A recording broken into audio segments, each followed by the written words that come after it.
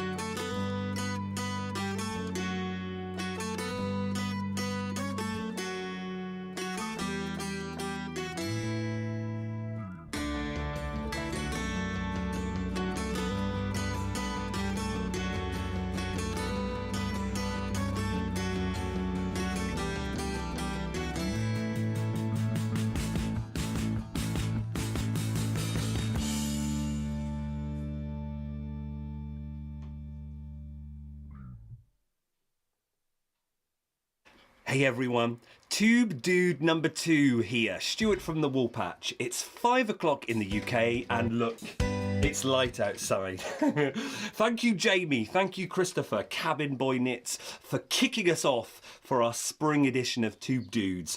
I'm here in the potting shed because I thought it'd be a perfect place to start the show. Because spring, for me, is all about cracking open the dyeing. I do a lot of hand dyeing with Woad. You can see loads of videos. I won't talk too much about it now, but it's basically a form of indigo, blue. And it's because it's linked historically to villages all around near my shop, which made Lavenham, Long Melford incredibly rich in the 16th century. And spring for me is when I dye, because I can really only dye outside because it's a bit smelly. So what I start to do over the coming weeks is to get all this out.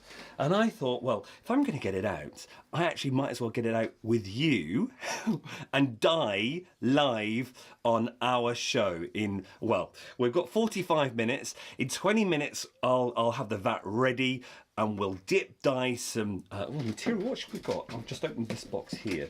So we could have some fleece. This is left over from last year's collection that I got from the farm down the road. And some linen. Oh, look at this. This will dye beautifully. This is silk ribbon from Sudbury Silk Mill, near where my shop is too. So we'll dye that live and you're going to get to see the amazing indigo magic where you put something in that's white and you pull it out and you see it turn blue before your very eyes.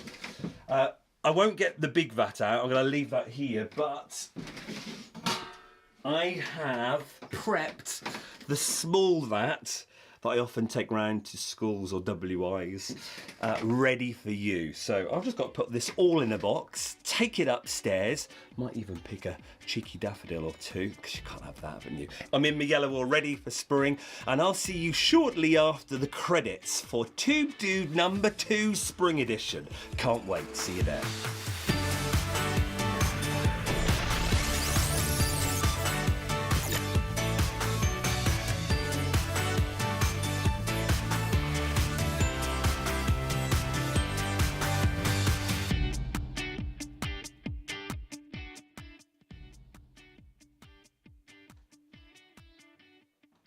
I'm coming.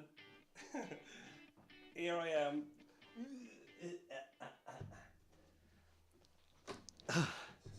That was a quick one. Right, let me plug myself in. Right, there we go. There. Hopefully I can see you all now. Ooh, here I am in my pinny to keep myself covered and protected for when we do the Woad. Stuart here from my shop, the Woolpatch. Well, not my shop this time, I'm at home. It's a small yarn and fabric haberdashery shop in Long Melford, Suffolk, UK. What a start. Thank you, Jamie and Christopher. So many fascinating things there and more. Talk about dyeing. Lovely to see their dyeing. Lots to come in 45 minutes. Are you ready? Do you just love the technology? The technology, so you hopefully didn't have to move from your seats.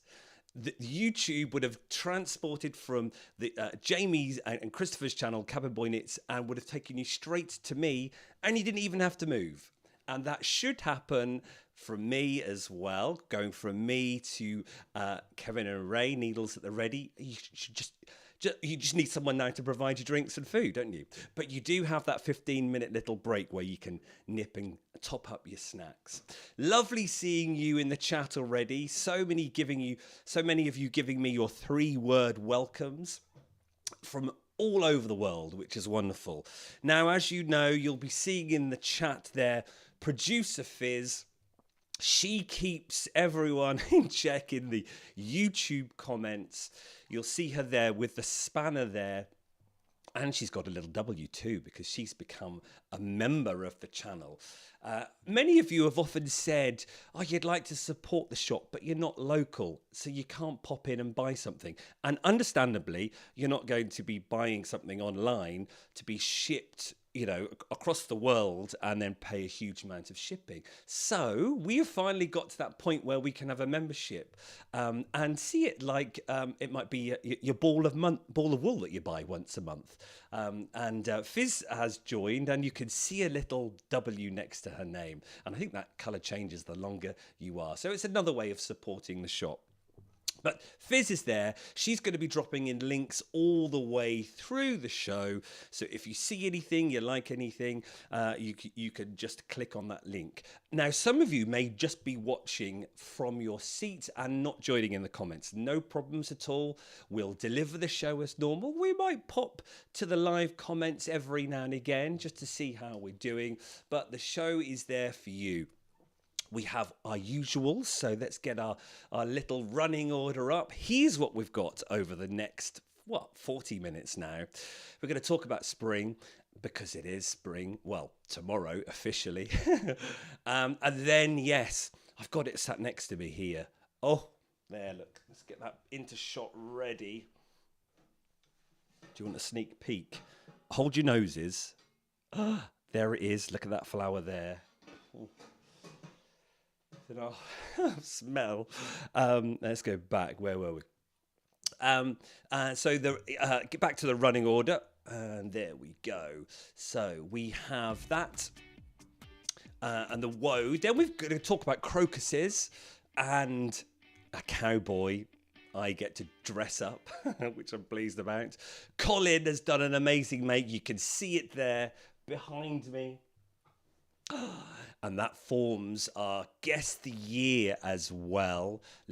A little time for a bit of fun where we go to the YouTube comments and chat, and you at home can shout it out. And then, yes, we're going to be dyeing live with Woad. I've got all sorts of things in here that we're going to. Can you see that? You probably can't see it there. I'll get it out later. Where we're going to be putting it into the vat and doing it live, and you can see it go blue before your very eyes. Fingers crossed it works. It worked when we did a tech rehearsal on Friday night, didn't it, Fizz? You can guarantee, though, when you want it to work, it probably won't. But there we are. Anyway, let's talk about spring. Absolutely love spring. One of my favourite times of the year. Partly because that's when I get all my dyeing pots out, because that's when the work really kicks in for me. Because it's warm, I can dye outside. And because it's smelly. Woad is really smelly. But there's just something about spring, isn't there? That idea of new growth, yet you know what it is coming up. It's that repetition. And that kind of calms the mind a bit, knowing that, yes, here it comes again, and that repetitive cycle. But there is just something wonderful about those green shoots everywhere. And let's go into this one. Spring. What is spring? Is it the meteorological spring to you, or is it the astronomical spring? Well, you know what the weather people will say. Yeah, it's divided up. Winter, spring, summer, autumn, and they never change. So spring being March, April and May. But we're here with our TubeDudes, aren't we, on the eve of the equinox. And I think they call it the vernal equinox, isn't it, for us? The 20th of March. Which I'm loving, absolutely excited for. And that's when we can get to see all the things coming out. And now we had a little poll at the beginning of the show. Let's have a look at this one. I'm going to try and do the same thing at once. Here we go. End poll. What's your spring flower? And, oh, it's disappeared now. I can't see where it's gone. Where the results gone? No, disappeared. I think it was daffodils at the top, though. But yes, you've got crocuses, you've got snowdrops, and around here, I don't know what it's like with you, we've got daffodils on the verge of all the roads, in the country roads, especially where I am here. It's just wonderful. And in the garden, the spring is certainly showing. My daffodil. And the new growth. I've got loads of lupins in my garden, and I love this time of year because the green, those new leaves of the lupins just go up. The blossom, however, on my crab apple, like you see in Mary Poppins, not quite. A couple more months to go for that. So we'll see. But new beginnings, I suppose we could also talk about the idea of wind in the willows. Who's a Moley fan doing his spring clean, dusting off the old? How many projects have you got on your needles that need dusting off? Come on, tell me in the comments. I expect you've got quite a few. So is this the year, is this the spring where you go into that cupboard and find those projects, be like Mole, dust them off? And talking about Mole, you might have noticed my looks. Yeah, we're mirror image. I had a trip to the hospital a couple of weeks ago, and I've only just recently had the stitches moved out. I had a mole there that was slightly getting a little bit bigger. I just wanted to get rid of it before it got worse. So I've now got a wonderful scar. Semi-pirate, but better that than not. So that reminded me when Mole, if you're sitting there looking, oh, what's wrong? There you are, you know. So I'm putting all sorts of stuff on it. Bio oil, I hear, is a tip. Vaseline is a tip. Any other tips, please drop them down in the chat. I'll read those later. Cats. Did I see Valerie C has over 12 cats? Was that right? I spotted that earlier.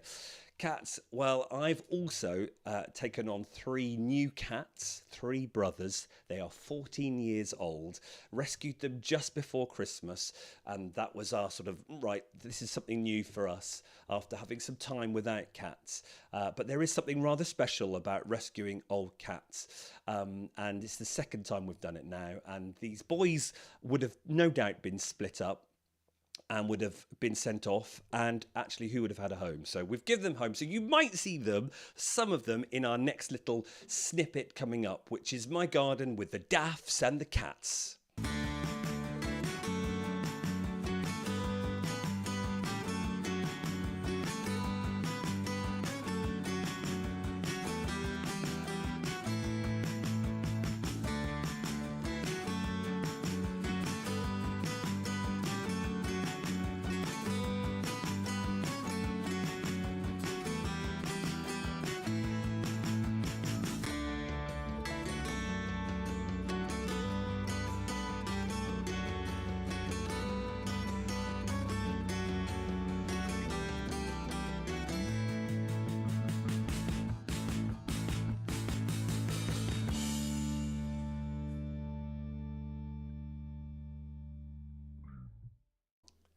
Did you spot Zachary there playing with the ribbon? And I think Vincent was there, one of the black cats. I've got two black boys there, and then a black and white one.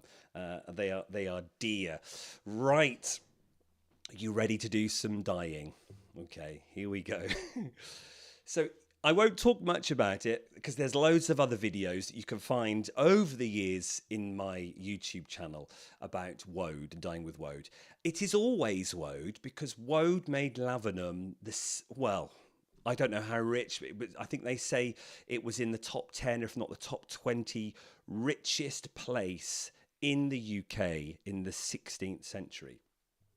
And it was kind of the start of what we call the cottage industry, a very small village in Lavenham where the fleeces would all be sent from around the country. And in their houses, the people would dye with the fleece first, so dye in the wool. Then they would spin, card, spin, weave, and then they would ship the fabric across the world. And it was the Woad in particular that made Lavenham, and the merchants and the wool merchants in particular who lived there, and the people, so rich. The size of the church in Lavenham is huge. The same with my village where my shop is, Long Melford. The size of the church is huge. Because obviously in those days, they said the higher you were up to God, the more chances of you have getting into heaven. So the churches were huge, so massive for the size of the village. If you ever want to go and visit, do so. But it's a wool town, but Woad is linked with Lavenham. So when I had my wool shop in the village next door, and I found out about this, and how what they were doing in the 16th century, it just grabbed my heart, and I love it. So I have since learned how to dye with Woad. Woad is an indigo. Woad was being grown in Europe and in England before Japanese indigo was even heard of. And that's kind of why all things went a bit wrong, because then Japanese indigo started coming over and so forth. But anyway, so it's a wonderful thing. And let's go to this camera now. Let's line this up if we can. It's a bit smelly. Woad is a plant. It's like it's in the brassica family, so it's like a cabbage. And if you've ever grown cabbages, you'll know sometimes when they're growing bigger and bigger, you kind of see those purpley blue bits on the leaves. Well, that's the indigo in that plant. Now, woad, you can either do fresh leaf dyeing, where it grows, you take the green leaves and you do the whole process, or you do what most of us do, because you have to grow an awful lot of woad commercially to dye yarn after yarn after yarn. You buy it processed. So if I'm just opening my tubs here. Now did you see that woad ball right at the beginning? So in the 16th century, they would make woad balls, they would process the woad, and they would come back to that woad ball later. But obviously, we can just use powder. You can't see it in there, but there's woad powder in there. So someone has already processed the woad and turned it into a powder. And it's in there. But woad can't dissolve in water. It just goes bleh. It doesn't do it very well. So there are several things you have to do. You have to make it an alkaline liquid first. So you put in soda ash and push up the pH. So you're looking at, remember on these, so there's our water. So you put the you put the soda ash in, and you try and push it up to 10 or 11. Now, here's the best bit. Woad will only work when there's no oxygen in there. It just doesn't do it, the whole process. And it is a very complicated and a scientific process, which I can't explain. But basically, in order for the woad to work, there needs to be no oxygen in there. Back in the 16th century, what did they do? They used wee. And weirdly enough, when you read books, it was men's or young boys' wee that was the best for stripping a vat of oxygen. Obviously, we don't have to use that at all. We have a chemical. So we pop a chemical in, spectrolite, and that strips the oxygen out. So when it strips the oxygen out, woad then is no longer blue, because it's only blue because it's oxidized. We see it as blue. So you might be able to see in there, it might be a bit yellowy greeny. I wonder if you could see that. See-through. Yeah, kind of. And that's why it smells. And that's why Queen Elizabeth had a ban on woad dyeing within 5 miles of any of her royal residencies, because it stinks. It stinks with just a chemical, a woad itself, but... So, there's no oxygen in that pot anymore. And the woad is floating around beautifully, and it's just waiting for things to go in. So, here we go. I've got it prepped. So, let's dye. I've got some stuff here that I've put in for an hour, just steeping in water, just to open up those fibres. And I think I showed you, we've got some wonderful fleece here and some linen. This was fleece from last year's Glavin and Blue collection before I sent it to the mill to be spun. And I've got some fabulous ribbon. This is silk ribbon. So we're going to pop it in the dye pot now. And we pop it in the dye vat. And I normally leave it in for about 8 minutes. So we're going to come back to this in 8 minutes' time. And hopefully you'll see the magic. So I'm just now squeezing the excess water. Hold your noses. Obviously, you want to squeeze as much water out as possible because there will be oxygen in that water, and you don't want really any drips, because the more oxygen that goes back in the vat, then the less effective your vat is. So I'm going to pop that in. I'm going to try and move it around a bit to see if you can see it greeny. You probably can't. It's because it's in a really dark pot. Oh, there you go. Look, now you can see it's green. Look, see through. There you are. Right, I'm caught on the wires. Right, here we go. This is some linen.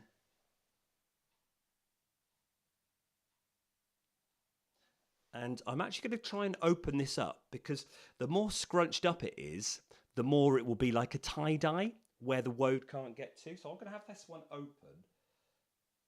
There you are, you can see the yellow. So it's not blue because there's no oxygen in there.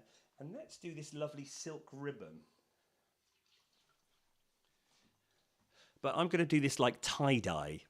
Back in the 80s, remember when it was popular?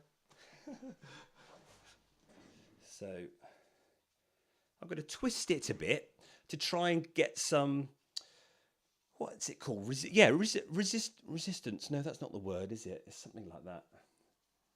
Where it's basically making how I do variegated yarn. So I'm going to twist it and twist it again. And we'll see where the woad can penetrate and where it can't. And we'll dip that in.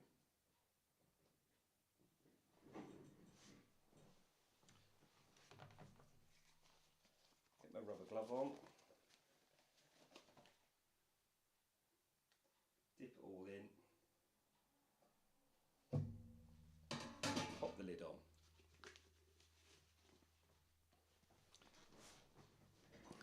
Whew. That to smell.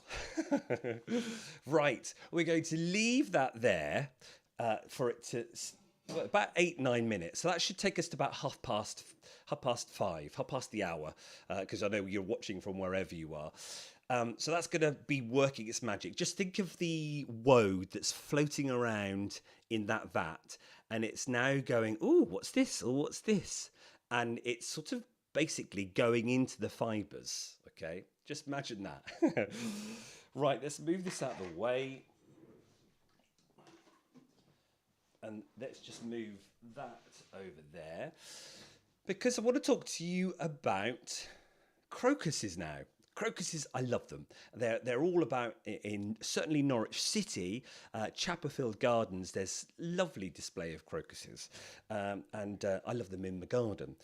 And it's all crocuses and like cowslips, not the cowslips, what are they? Oh, primrose, that's it. Oh, I should have put that on the thing. But I just want to show you this, because this is just delightful, because it's King Cole yarn. Let's pop this down here next to the vat. King Cole yarn, and look at this, look. Brand new. Oh, I've got to go that way. And it's called Crocus.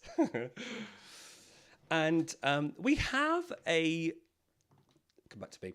We have a small amount of acrylic in my shop. Not much, but just enough for the community who wants to wear it, wants to buy it. Affordable price point for those people. And I love it. Because sometimes you do just want a yarn that perhaps you haven't spent much money on, because you know, especially little ones, they're going to be grown out of it within like a month or so. So we sell an awful lot of this, and it's lovely. And this is my favourite one from King Cole. It's called Cherished. It's a stripe, variegated, and it looks like you've done Fair Isle. Now, good old Pam, Tuesday come Wednesday, because she now comes on a Wednesday now, had knitted this for me. You know what it's like. I could knit it, but it would take me forever. And for a shop sample, that would be no good when the new yarn comes in. Now, look at that. Now, you just got... Isn't that a doll? Now, what I liked about it was a brand new pattern. And there we go. Brand new pattern. Fizz will drop it in the links. You can either buy it from my shop, or you can buy it from elsewhere, wherever. But what I like about it is commercial companies keeping up to date with trends, because it must be very hard with commercial companies, maybe keeping up because there are so many cogs that need turning with commercial companies. But King Cole is a British brand, mostly acrylic, which they source and get done in Turkey, where a lot of acrylic yarns are made. But they have got some lovely wool mixes too, but it's mostly acrylics. But for children, they are very good and they're very quick. And this is why I say they're on trend, because I just love that slip stitch effect. Don't know about you, but I'm seeing it everywhere. And that's the pattern you get on the front. You always get two big patterns on a King Cole pattern, but look at that one there, the slip stitch effect going all the way up to the top, and you get some booties too. But this one was lovely because I just felt that was a good mix of the two. So I asked Pam to knit it up, and as always, you know what some of my ladies like at the shop, boom, knit it up in a couple of days. But it's beautiful. But it's really on trend. I'm seeing a lot of patterns on Ravelry where that slip stitch is used. Now, speaking about Ravelry, did you know that we do a top 10 chart every week? Fizz and me, we always do it where on a Sunday evening we release the top 10. So later on tonight, about 10 o'clock, you can see the top 10 most looked at patterns now. It's the hot right now filter that I often use. So not like the most all-time ones, because I think that never changes. But every week, hot right now, it's basically what people are looking at. So if you need inspiration, each week you can go on a Sunday and watch it, because it's amazing what you can see on Ravelry. But it's so a lovely pattern there. So that's the Crocus King Cole. But now we've got to talk about the amazing thing in the back there. Colin, you know Colin, I've spoken to you about him before. A genius crafter, a drawer, an artist, a maker, a sewer, a knitter, a crochet. He's knitted many a garment for me. Well, this is something for him this time, and you'll love it. But I had fun when I went round there a couple of weeks ago. Where are we? This one here. I had fun when I went round there. I said, oh, I've got to try it on. And I'd love to show it on my TubeDudes, because I thought it's perfect. Another dude who is knitting to show to you the skills. And of course, it's a big dude that wore that in the film, which we'll come to shortly. So take a look at this.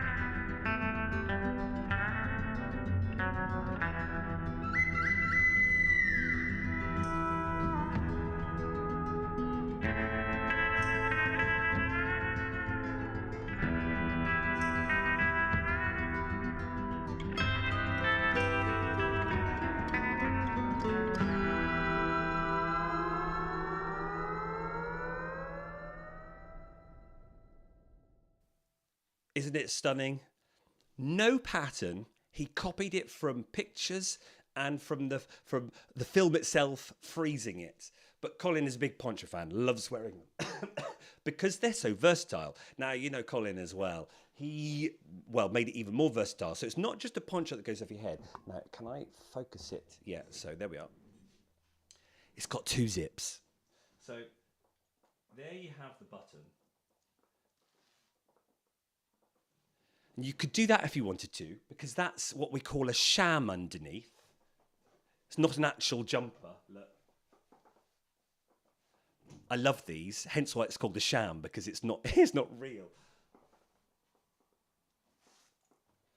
But you can then zip it up from underneath. Down here, two zips. And then do what he did in the film and flick it up and over. How cool is that? Look. But look at that design. Now, you remember, everyone, this man does not have a pattern. So he's made it up. He he's not only worked out, oh, that's my chair, worked out the stitches, he's then worked out the pattern. And when you look at the poster, because he wears it in the film, The Good, the Bad, the Ugly, which we're going to talk about in a moment. And then you see it more in the next one, The Few Dollars More. But it's this, look at that at the bottom.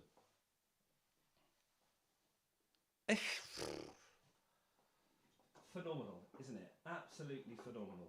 So there we are. So let's zip that back up. Let's just make me a bit more. There we are. Which leads us nicely onto our little bit of fun, okay? You at home, sat on the settee, your family gathered round. I'd like to think your family are gathered round. Or your other half. Or you in the comments, the people chatting away. This is where I get to see you for a little bit. We're going to do Guess the Year, our little section that we have always on the Woolpatch show, where we guess the year. And yes, we're guessing the year. You probably guess what we're guessing the year of. It's this one.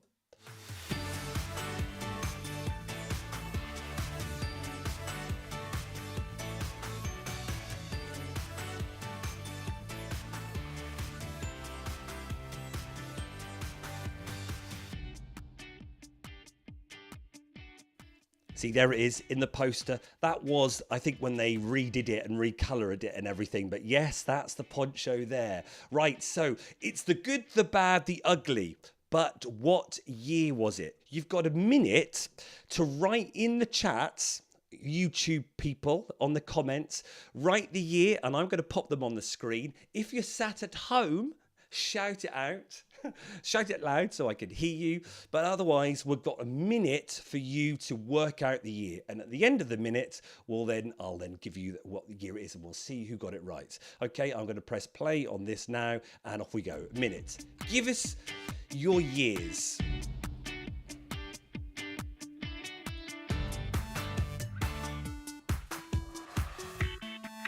'72, good start. '77.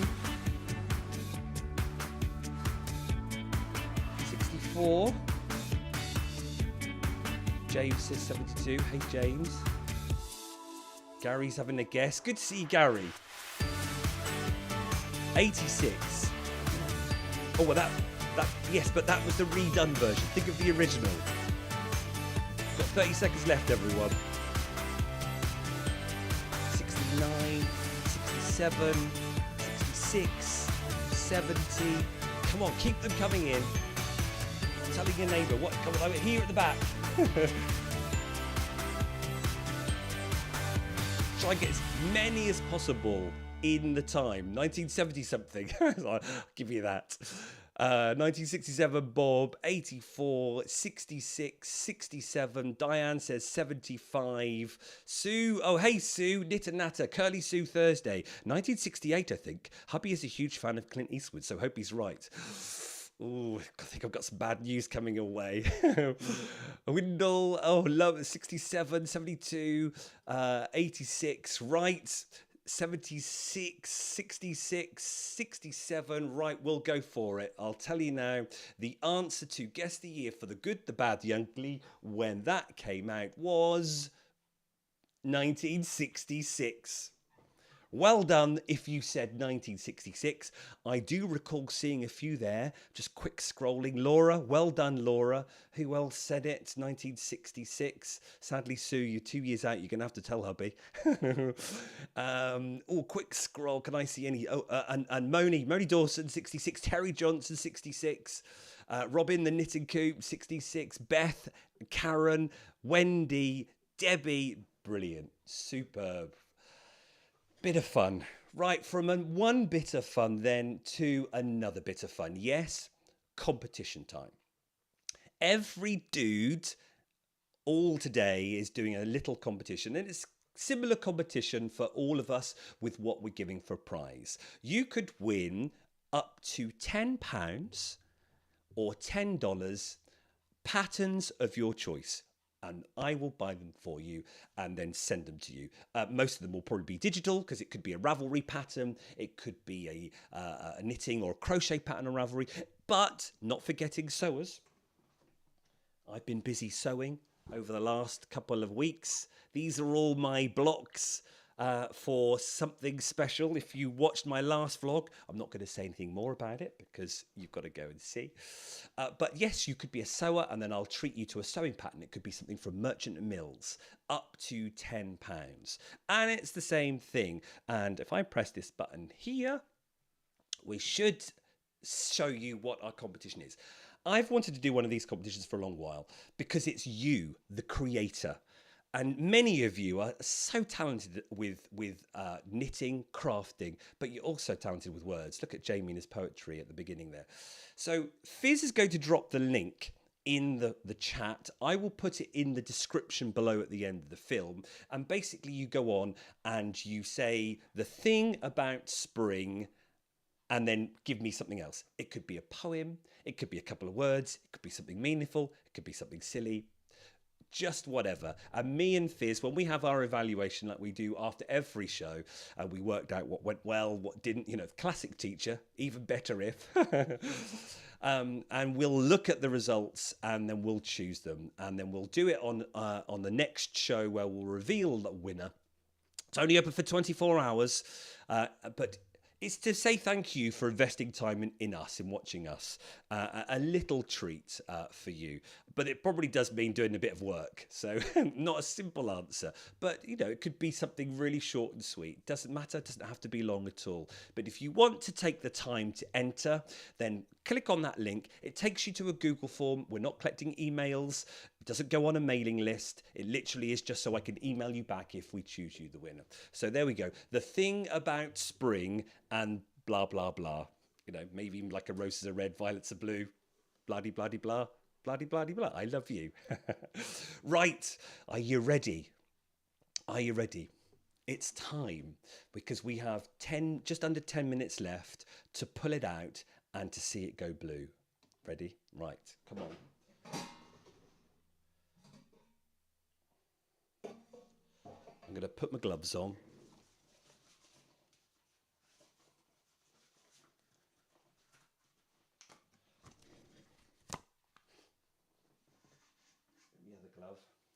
Okay, so the idea is this. We only see the woad as blue because it hits the air. It hits oxygen. And basically, the woad that is in the fabric now, or in the wool, is basically, in the crudest, most simplest sense, is grabbing on to oxygen particles. And as it grabs onto oxygen particles, it goes, whee, I'm blue again. But it happens very quick. So watch it. It'll go from yellow to blue before your eyes. And I do this every year and it never ceases to amaze me, the magic. Especially when you think about how did they do it in the 16th century? How did they know about that? Was it like some woad trodden in by a sheep and the sheep happened to piddle on it and they just saw it go blue? I have no idea. But here we go. Ready? Drum roll. Right, I'm going to stand up and I'll do this. You might not hear me much because of the microphone.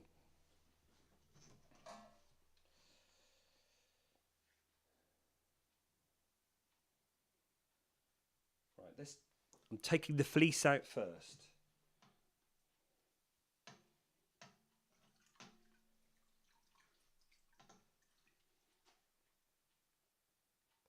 Look at that, everyone. It's going bluer. It's going bluer. Look at that. And this is the most basic of them all. So this is called dyeing in the wool, which is what they would have done in the 16th century first. They would not have carded it and spun it and then dyed it. It would have then gone to be, so dip it in the fleece and then spin it and card it. Now, isn't that just phenomenal? And it just goes bluer the longer it hits the air. So I could hang that up to dry now for about an hour or so, and it will still go bluer. Can you see bits where the woad hasn't hit? And I've got those beautiful white bits. Now, this is where weavers and also spinners go mad for that because they can do wonderful things with the carding process. Look at that. Let's hold it up higher.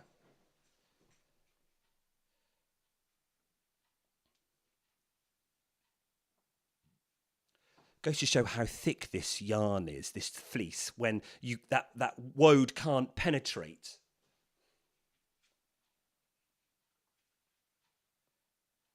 Isn't that just beautiful?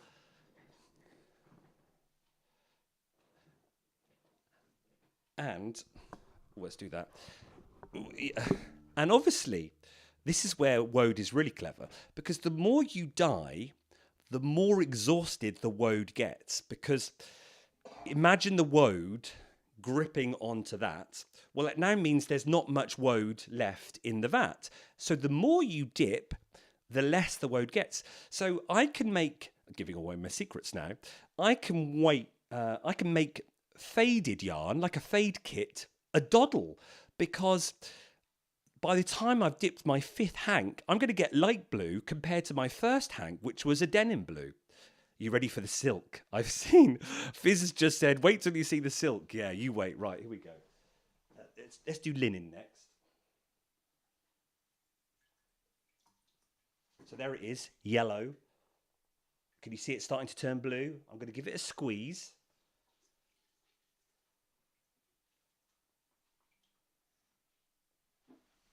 It's going. It's going. Look at that. It's turning. Isn't it just phenomenal?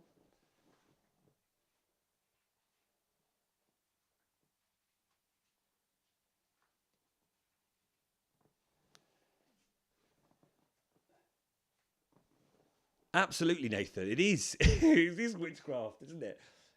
But look how blue that's going now. Now, remember, I put the linen in unscrunched, so it's quite an even state, that. My reenactors who work at Kentwell would love linen, woad dye. Now, remember, they would have used woad then, but the lower class would have worn a very, very light woad. They would not have been able to afford such pigment for rich dark denim. Dark denim woad will have been very, very expensive because it would have used up so much woad. Right, we ready for the silk?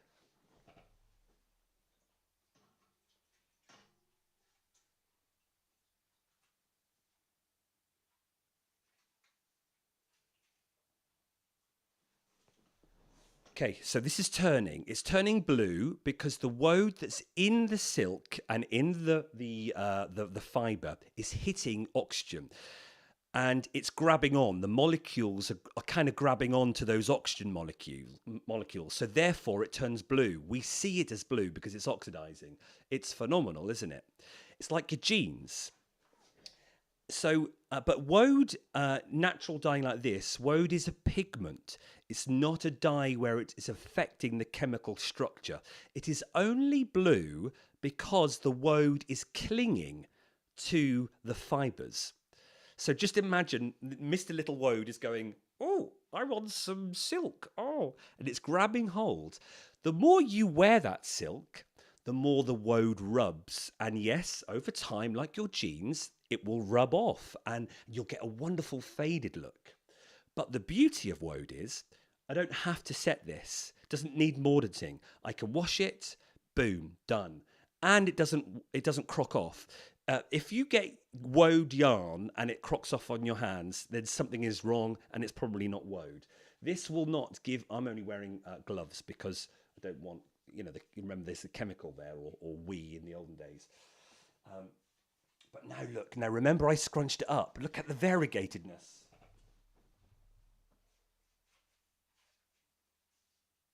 Look at that. You see that?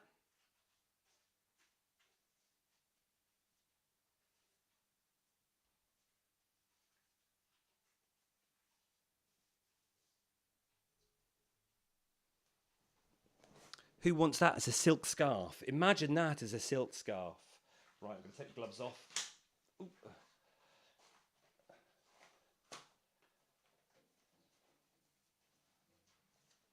Take my...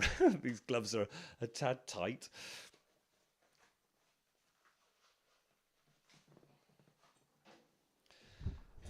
It's phenomenal, isn't it? There we are. Let's move that down there. And now look at that. So imagine that as a silk scarf and wanting it variegated. Some people would want it solid.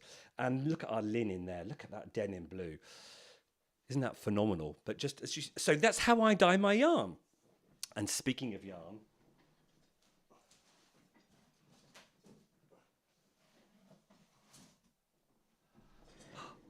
your first peek. This is very, very special. I have got from a local alpaca farm, literally 5 miles down the road, some homespun alpaca, to the point where we know the alpacas. They've only got about 20 alpacas.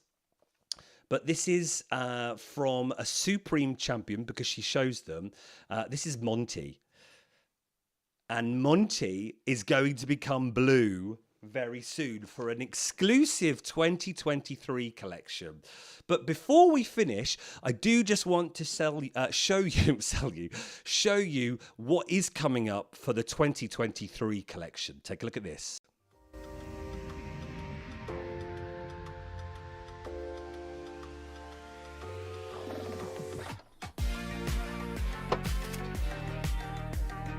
So I'm at my mum's because the 2023 collection is going off to the mill.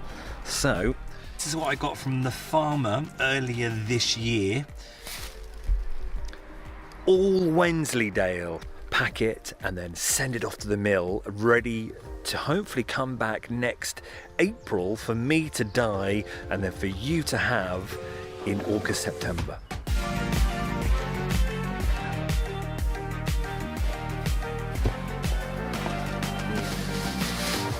Show you some. Look at the locks of that. Beautiful Wensleydale locks. It's going to be great, isn't it, the 2023 collection? Got over 10 bags, the biggest collection yet.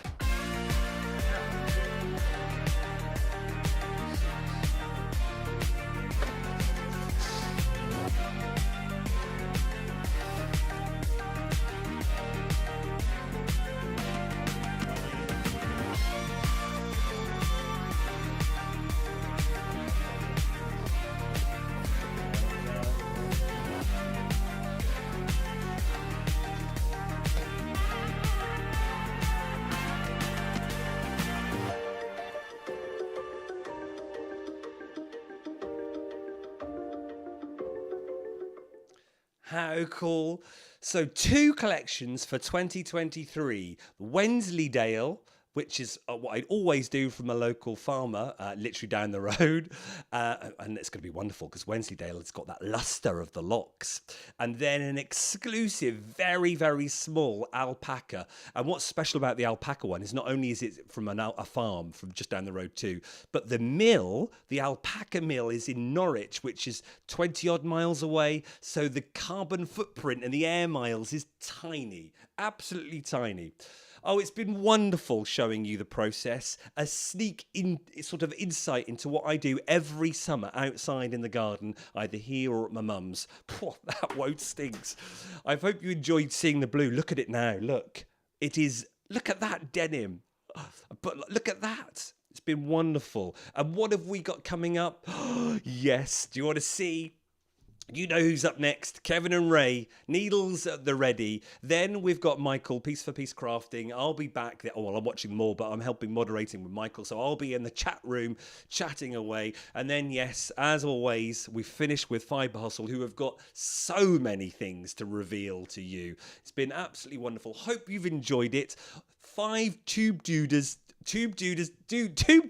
doing so many different things, and most importantly, in so many different ways. We have our own ways of doing things. They are different. It doesn't mean anything other than who we are. And what's great is that you keep coming back and supporting.